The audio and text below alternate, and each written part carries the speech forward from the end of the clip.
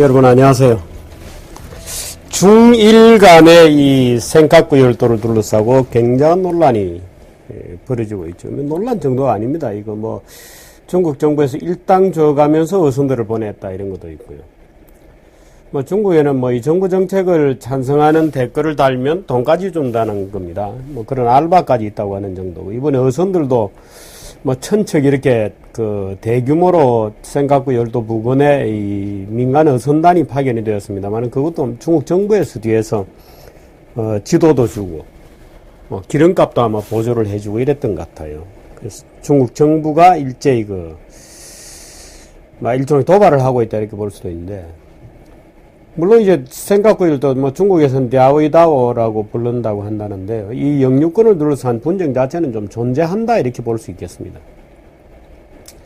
독도에 대한 그 분쟁은 존재하지 않습니다. 근데 이 센카쿠 열도에 대한 분쟁은 존재한다 이렇게도 볼 수도 있는 것 같습니다.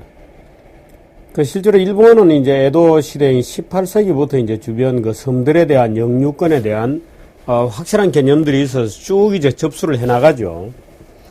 그래서 이제 그때 접수된 거다, 이제 이런 주장이 이제 일본의 주장이고, 그게 이제 유노노 살린스크, 남살린, 또 꾸릴 북방사계섬이라고 하는 꾸릴 열도, 다 이제 거기에 포함된다 하는 것이 이제 일본의 주장입니다. 근데 중국 쪽 주장은 이렇습니다. 그 센카쿠 열도는 대만에 속한 것이었다. 근데 청일전쟁 이후에 일본이 강제로 일본에 편입시켰던 것이기 때문에 당연히 원위치 되어야 되겠다 하는 이제 주장을 가지고 있습니다. 그런데 포츠담 회담이라든지 카이로 선언이라든지 소위 이제 2차 대전 이후에 맺어진 2차 대전이 이제 종결하는 여러 가지 기본 원칙이 만들어질 때 전으로 돌려준다 이렇게 되어 있었는데요. 일본 입장에서 보면 과연 이게 전전이었나 하는 것이 이제 여러 가지 논란들이 있을 수 있습니다. 또 중국 주장은 대만 소속이었다 이렇게 주장을 하지만, 과연 그게 대만이 명시적으로 랴오이다오를 대만에 속한 땅이라고 인식하고 있었을까 하는 것도 사실은 좀 의문이죠. 근데 그것과는 별도로 이제 어떻든 일본이 센카쿠 열도를 국유화하는 조치를 하면서 본격적으로 이제 지금 군사적 충돌까지 되고 있고, 신문에는 한국경제신문도 마찬가지입니다만은 중국, 일본 군사력 비교 이런 것까지 하고 이럽니다. 보면 국방비, 총병력이 어떻게 되나요? 중국이 229만 명 밖에 안 되나요? 229만 명. 일본이 26만 6천 명. 육상병력이 14만 대 160만인가요? 공군 비행기 420대 2700대인가요? 2070대. 스텔스 전투기, 사실 우리가 이거 봐봤자 알 수 없죠. 전체 연간 국방비를 보면 852억 달러, 524억 달러. 중국이 일본보다 1.5배 정도 된다 이렇게 되어 있습니다. 제가 지금으로부터 한 7, 8년 됐나요? 7, 8년 전에 일본에 가서 일본 자위대, 해상자위대 그 핵심 참모에게 직접 이제 물었던 얘기가 이제 그것이었습니다. 과거 청일전쟁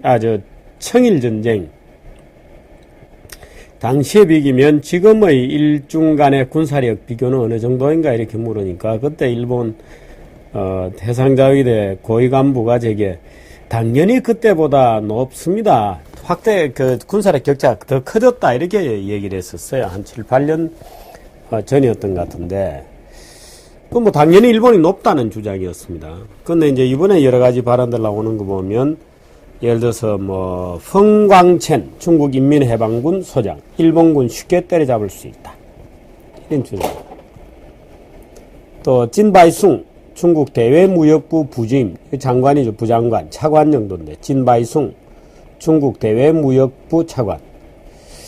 중국 일본 채권시장을 공격하면 일본 정부를 공경에 빠뜨릴 수도 있다. 채권을 팔면 이런 뜻이죠.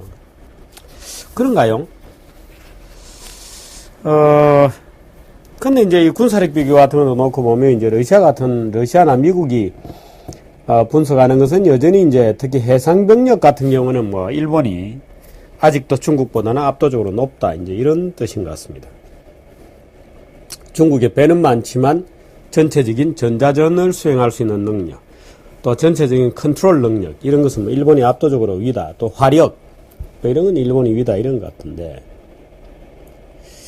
이 말이 재밌어요. 찐바이숭.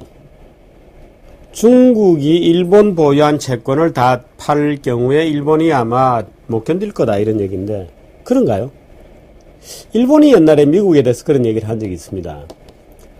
1995년, 6년에 이제 극심한 앵고가 진행이 될 때, 그때 이제 일본이 미국에 대해서 만일에 일본이 미국 국채를 팔기 시작하면 미국이 붕괴될 거다 이렇게 주장을 했는데, 그때 이제 로버트 루빈이죠. 아마 그 이름이. 루빈 미 클린턴 시절입니다. 미 재무장관이 사실 이 동아시아 외환위기라든지 멕시코 외환위기가 이제 94년에서 95년 초에 있었던 게 멕시코 외환위기고, 그 94년 말부터 95년 초에서부터 98년도까지, 그러니까 미국의 LTCM 롱턴 캐피탈 매니지먼트라는 회사가, 헤지 펀드가 부도가 나고, 그래서 그 5, 6, 7, 8년 10월 달이니까 만 4년 동안 전 세계를 한 바퀴를 돌았던 외환위기는 사실 어떻게 보면 루빈이라고 하는 자의 작전입니다.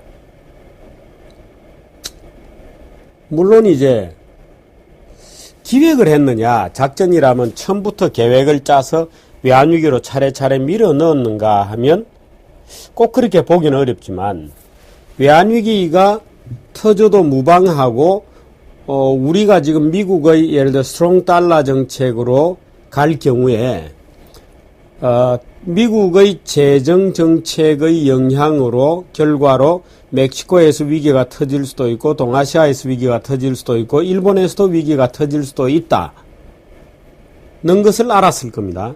그럼에도 간다 하고 밀어붙였던 것이 이제 로버트 루빈이었는데, 뭐 굳이 얘기하자면 미필적 고의였다, 뭐 이렇게 고의였다 이렇게 얘기할 수도 있겠죠.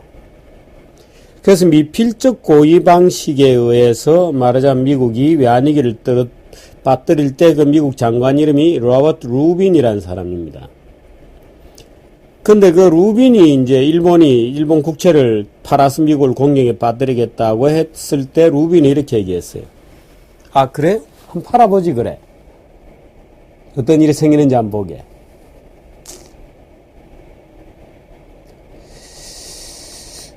최근에 이제 사실 이건 별도로 해설을 하나 드려야 되는 건데, 이유가 무한정으로 이제 그 소위 재정 위기에 빠진 국가의 국채를 시장에서 무제한으로 매입하기로 해주고, 그 다음에 이제 지난주에 이제 버냉키가 미국의 퀀티타티브 이징, 소위 양적 완화, 제 세 번째 양적 완화, 소위 모기지 백트 시큐리티 MBS라고 하는 금융 상품을, 채권을 미 FRB가 페드가 무진장으로 사겠다.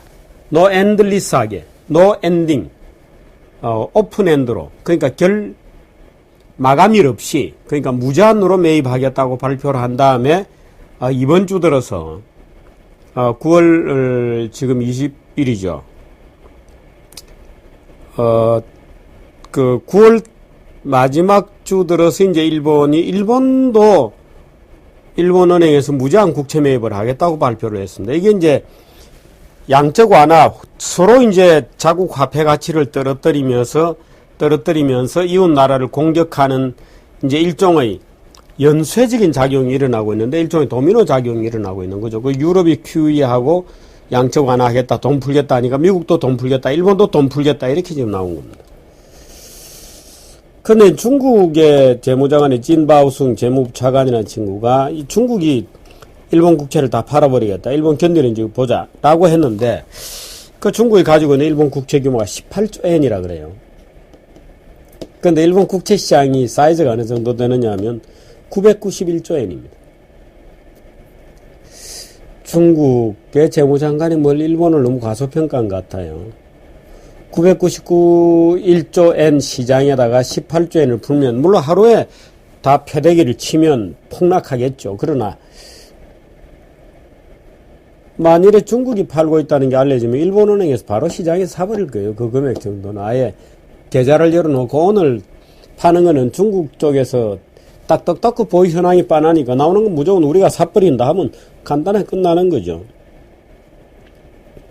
일본은행, 일본중앙은행이 일본은행이 시장에서 채권 사들일 수 있는 채권 매입 규모, 한도가 지금 80조 엔이나 남아있다는 거거든요. 한도 없어도 한도 만들면 그만이죠. 사실 이런 게임에 있어서. 현재 이런 겁니다. 만일에 중국하고 일본하고 정말 경제전쟁으로 들어가거나, 근데 재밌는 게요. 두 나라가 전쟁을 하면 경제관계는 완전히 끊어질까요? 그게 그렇지 않다는 겁니다. 옛날에 영국과 프랑스가 전쟁할 때도 그랬고 독일과 프랑스가 전쟁할 때도 그랬고 전쟁을 할 때조차도 상업은 굉장히 활발하게 했다는 겁니다. 이상하죠? 이게 이제 미스테리인데, 예를 들어서 미국 독립전쟁할 때도 이제 조지 워싱턴에 관련된 여러 가지 이제 그런 얘기들인데, 워싱턴에 예를 들어서 물자, 가격 통계를 하니까 그 당시 미국 상인들이 그 물자들을 미국 군대에 파는 게 아니고 전부 영국 군대에 팔았다는 거거든요. 상업에는 국가 경계가 없습니다. 그 지금 일본 경제신문을 보면 매일 이제 이런 표들이 나옵니다. 표 한번 볼까요? 예를 들어 제가 좀 방향이 좀 그렇습니다만은, 간사이 광역 연합이 관광 유치, 북경 절강성 항주 상해에서 유치하기로 했던 때 그 정부 요인과의 면회 등등이 캔슬됐다. 21일 날 열기로 했던 일중간의 그린 엑스포에 관해서 열기로 했는데 연기하기로 결정했다. 상해에서 열기로 했는데 22일, 28일에 일중경제협회 방중단이 상해, 산서성 북경을 가기로 했는데 일정을 조정하기로 했다. 모조리 캔슬, 조정, 연기 이런 거죠. 일본 중국에 나가는 일본 공장이 공격받고 있고 유통업체들이 무차별적으로 공격받고, 이건 다 알려진 사실인데 이제 그런 겁니다. 공장 혹은 점포 재개된 일본 기업은 혼다는 어쨌고 마츠다는 어쨌고 닛산 자동차, 미쓰비시 자동차, 스즈키, 소니, 미쓰비시 전기, 캐논, 이온, 이온은 유통업체죠. 쭉 해서 이제 매일마다 이런 표가 요즘 나오고 있습니다. 아주 재밌는 현상인데, 자, 일본과 중국이 정말 경제전쟁을 하면 누가 손해를 보겠나?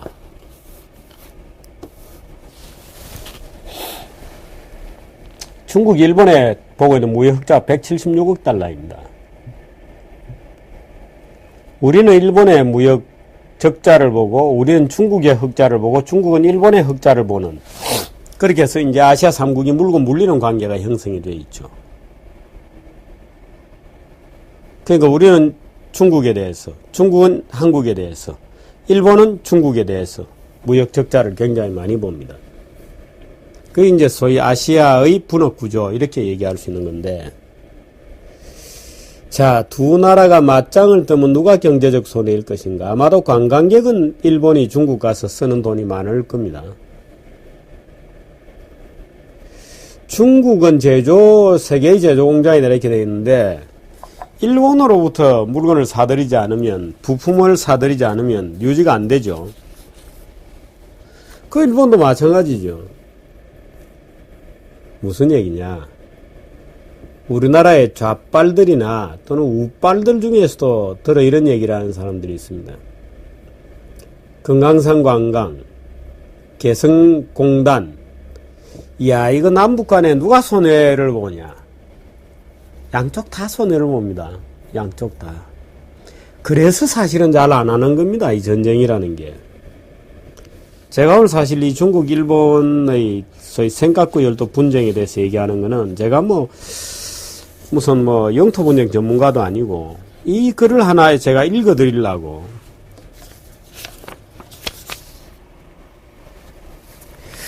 제가 이 중국 일본 얘기를 길게 한 것은 이 문장을 하나 읽어 드리려고 하는데요. 이게 1795년에 쓰여진 그러니까 이 프랑스 혁명이 터지고 5년차, 6년차가 되었나요? 그때 쓰여진 글입니다. 옛날 글이라고 깔보지 마십시오. 위대한 저작물이니까 잘 들어보시고. 무릇 국가들은 국제법의 기속이라는 것은 이렇게 규율 이런 뜻이죠.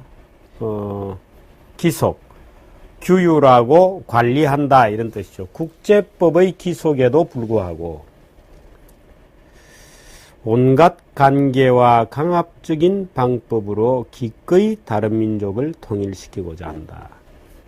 무릇 국가들은 국제법이 있으나 마나 국제법이 규율하고 있는데도 불구하고 모든 사람들이 국제법에 의존하고 국제법에 따라서 어떤 문제가 해결되어야 한다고 주장하는데도 불구하고 온갖 관계와 강압적인 방법으로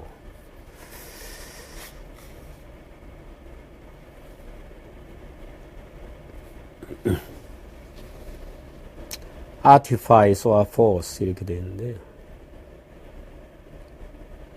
그러나 자연은 국가들을 자연스레 분리해 놓고 있다. 강이 있고 산이 있고 이런 얘기예요. 자연은 국가들을 자연스럽게 분리해 놓고 있다. 자연은 바로 그런 방식으로 이번에는 세계 공민법만으로는 폭력과 전쟁으로부터 자신을 보호할 수 없는 많은 나라들을 상호 이해에 따라 스스로 연합하도록 한다. 누가? 자연이 아주 자연스러운 방식으로 세계 국제법, 세계 공민법으로 규율할 수 없는 폭력과 전쟁으로부터 자신을 보호할 수 없는 많은 나라들을 상호 이해에 따라 스스로 연합하도록 한다.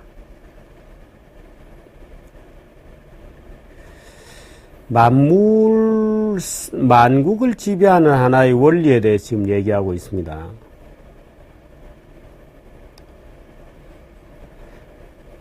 자신을 보호할 수 없는 나라들도 상호 mutual interest에 따라서 스스로 연합하도록 한다. 자연이. 그것은 이 부분이 키워드입니다. 그것은 상업정신이라고 하는 것이다. 영어로는 The Spirit of Commerce 이렇게 되어 있습니다. 상업정신이라는 것이다. 상업정신은 전쟁과는 양립할 수 없다. 상업주의는 조만간 모든 국가들에서 우위를 차지하게 될 것이다. 돈의 힘은 더러운 것이 아닙니다. 돈의 힘은 국가 권력 아래에 있는 모든 권력 중에서 가장 신뢰할 만한 것이다. 돈의 힘은 가장 믿을 만한 것이다. 어떤 개인의 부를 얘기하는 것이 아닙니다. 돈의 힘이라는 게 누가 돈을 많이 갖고 사람을 부리고 이때 누가 힘이 있다고 하는 그 힘이 아니고 말하자면 물질 세계를 관통하고 있는 상업주의적 압력이죠. 그건 모든 권력 중에서 가장 신뢰할 만한 힘이다. 그 앞에서는 강자가 있을 수 없죠. 이것으로서 국가들은 굳이 도덕적 강제가 아니더라도 고귀한 평화를 추구하지 않을 수 없도록 되는 것이다. 또 그것의 중재를 통해 평화를 지키게 된다. 국가들은 항구적인 평화동맹을 체결한 것처럼 행동하게 된다. 뭐 때문에? 돈의 힘, 상업주의적 정신. 야, 이렇게 하면 우리 둘 다 손해보잖아 라고 하는 정신입니다. 왜냐하면 전쟁을 위한 공세동맹이 유지되는 경우는 거의 없다. 바로 이런 방식으로 자연은 인간 감성의 메커니즘에 의해 영구 평화를 보장하게 된다. 김 PD 나중에 한글로 좀 어디 붙여놓을 수 있나요? 네. 페이스북에는 붙여놓을 수 있죠. 물론 이론적 측면에서 이를 확약할 수는 없다. 그러나 실천적 관점에서는 평화를 위해 일하는 것을 우리 모두의 의무가 되도록 하는 것이다. 무엇이 상업주의가? 상업주의는 뭐냐? 돈의 힘이다. 지금 중국에 아까 그 찐바오숭인가요? 야, 우리 채권 다 때려 팔면 일본 너무 못 견딜 거야. 그 일본 애들 옛날에 그런 얘기를 해서 루비는 그걸 한번 팔아보지 그래. 누구 손인지 라고 얘기할 때의 모습과 아주 흡사한. 누구 글이냐고요, 이 글이? 소위 도덕 철학자로 유명한 임마누엘 칸트 선생의 글입니다. 어떤 글이냐고요? 영구 평화를 위하여라고 하는 논문입니다. 이 논문은 그 이후에 실제로 세계 국제연맹이다, 국제연합이다, 이런 조직들이 생기게 하는 굉장히 중요한 베이스먼트를 이루었던 바로 그 글입니다. 영구 평화를 달성하기 위한 조건을 논한 논문인데, 하나의 국가, 세계 국가를 만들면 그게 영구 평화를 위해서, 그 다음에는 경찰만 있으면 되는 거니까 국내 질서의 문제죠. 근데 현실적으로 국가들이 존재하므로 우선 세계 평화가 되려면 각 국가들이 민주적 법치 국가로 되어야 하고, 그 다음에 그 민주적 법치 국가의 질서를 상위 규범으로 하나의 국제법적 법치주의를 하나의 담보물로서 국제연맹이라든지 국제연합이라든지 하나의 국제적 연맹체를 만들어내자 하는 것이 바로 이 칸트의 당시의 주장이었습니다. 바로 그 주장에 의해서 나중에 이제 1차 세계대전이 끝나고 국제연맹이 만들어진 거죠. 바로 그 영원한 평화를 위하여. 그 다음에 몇십 년 만에 2차 대전이 나고 나서 미국이 국제연맹 체제를 보다 더 강화한 형태의, 물론 미국이라는 슈퍼파워라기보다는 초국가가 생긴 거죠. 미국이 있으니까 이제 물론 컨트롤이 가능했다고 봅니다만은 그 미국의 관리 하에 소위 국제연합이라는 게 만들어지면서 소위 임마누엘 칸트가 얘기했던 바로 그 조건, 하나의 보편적 법치국가를 만들어내자 상위 개념으로라고 하는 것이 확정이 되면서 소위 칸트의 영원한 평화, 영구 평화론이라고 하는 것이 이제 현실이 되게 된 겁니다. 바로 그는 세계적인 그 법치 질서를 만들어낸 기본 로직이 바로 이 칸트의 영구 평화를 위해서인데, 그렇게 가능한 하나의 그 힘이라고 할까, 그 밑에 움직이는 힘은 뭐냐? 상업주의다. Spirit of Commerce다. 상업주의라고 하면 조금 뭐 주의가 붙어서 이상한데, 상업정신이라고 아마 번역하는 게 오히려 나을 것 같은데요. Spirit of Commerce입니다. 여기 본문에도 상업정신이라고 되어 있네요. Spirit of Commerce다. 그것이 세계 평화를 가져오는 힘이다. 이렇게 되어 있는데, 사실 지금 일본경제신문에 보면 이제 쭉 이렇게 관련 기업들, 물론 이 말고도 뭐 작은 기업으로 따지면 굉장히 많지만 큰 기업만 보면 이제 뭐 야마타 전기도 있고, 뭐 도요타 자동차, 뭐 미쓰미 전기, 뭐 이제 중국 쪽도 마찬가지죠. 중국 쪽도 마찬가지의 이런 표로가 될 수 있습니다. 야, 일본에서 부품이 안 와, 뭐 어쩌고 저쩌고, 뭐 무수한 더 많은 기업이 있겠죠. 바로 이런 것들이 지금 신속하게 일본과 중국의 무력적 대결에 대한 유혹을 잠재우고 있는 겁니다. 야, 이거 잘못하면 서로가 곤란한 일이 생겨 라고 하는 것이죠. 거의 근대가 열리는 그 과정에서 여러 가지 참 훌륭한 논변들이 많습니다만은, 이 볼테르는 이렇게 했어요. 볼테르 뭐 여러분 다 아는 계몽 철학자죠. 그 뭐 볼테르가 철학서관이라는 이제 논문에서 이렇게 얘기했습니다. 유럽은 바야흐로 여러 국가를 아우르는 하나의 커다란 공화국으로 변모되어 가고 있다. 어떤 하나의 보편적 원칙에 따라 지배되고 있다. 어떤 사람이 한 지역에서 승소 판결을 받을 수 있는 소송이라면 다른 지역, 다른 나라에서도 승소 판결을 받아야 마땅한 것이다.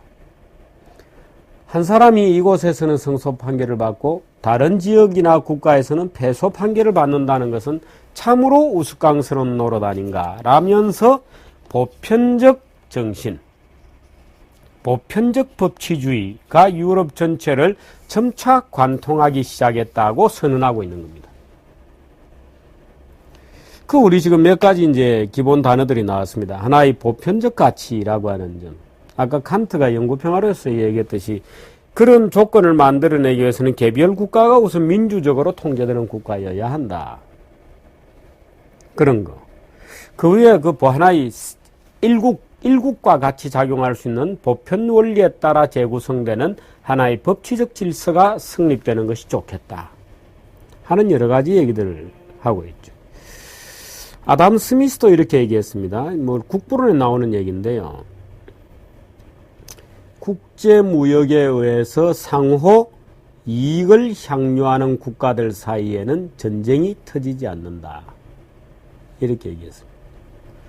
물론 아담 스미스의 이런 주장은 조금 성급했다고도 볼 수 있습니다. 이후에 소위 보불전쟁이 터졌고 또 1차 세계대전, 2차 세계대전이 터졌기 때문에 그러나 1, 2차 세계대전이라고 하지만 지금 그 전쟁이 나지 않은 지가 우리가 기억하듯이 1945년 이후에 벌써 70년 가까이 세계적 레벨의 전쟁이 터지고 있지 않습니다.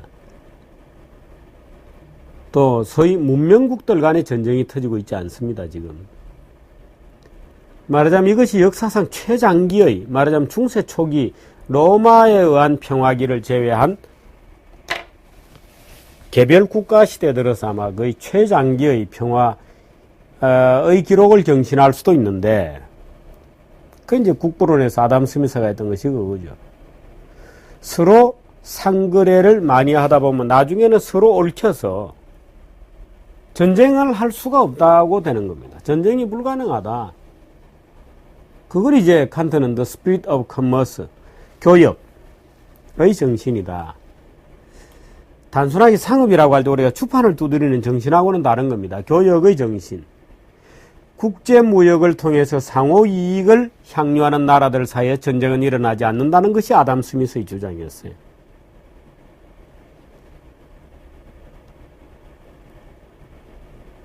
제가 며칠 전에 중1이 야 저게 어떻게 될까?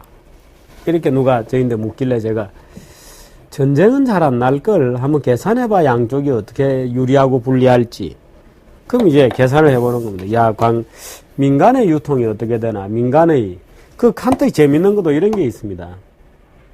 세계 평화가 성립되려면 각국과 국가들 간의 인구의 왕래가 많아야 된다는 조건도 있어요. 뻔한 얘기긴 한데, 이제 칸트 선생께서 그런 얘기를 하셨죠. 우선 관광객이 양국이 몇 명이나 왔다가나, 이 거래하는 회사가 몇 개나 되나, 이렇게 되면 이게 얘기가 안 되는 거예요. 야, 이거는 전쟁 안 나겠다. 야, 이거 전쟁 곤란하겠다.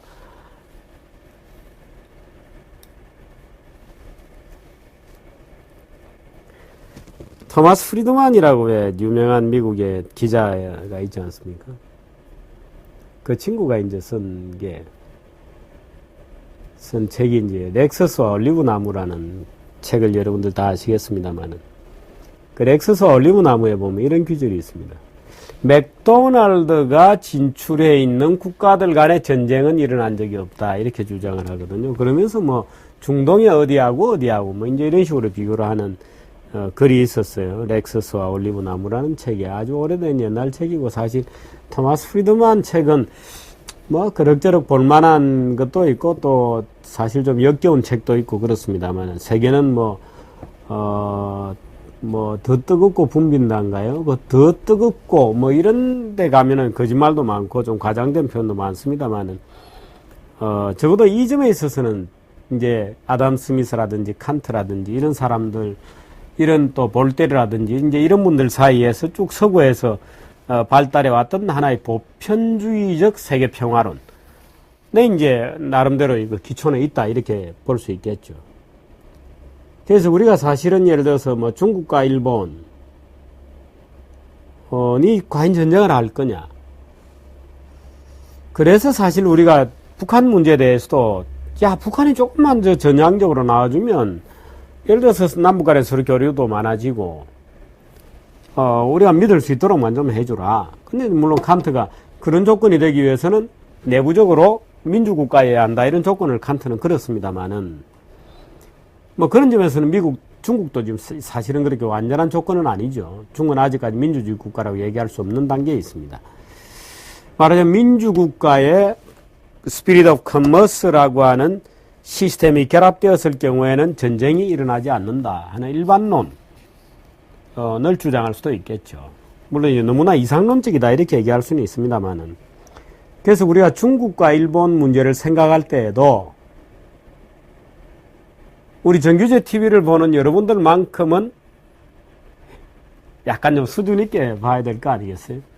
단순하게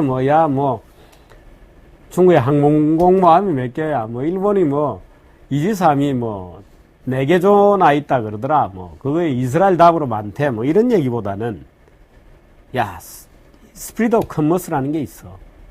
다 이렇게 이제 얘기가 가면, 정말 우리가 복잡한 현상을 볼 때, 그 복잡한 현상 밑에 있는 하나의 우리가 눈에는 잘 안 보이는 어떤 흐르는 정신, 철학, 어떤 보편적 논리들이 있거든요.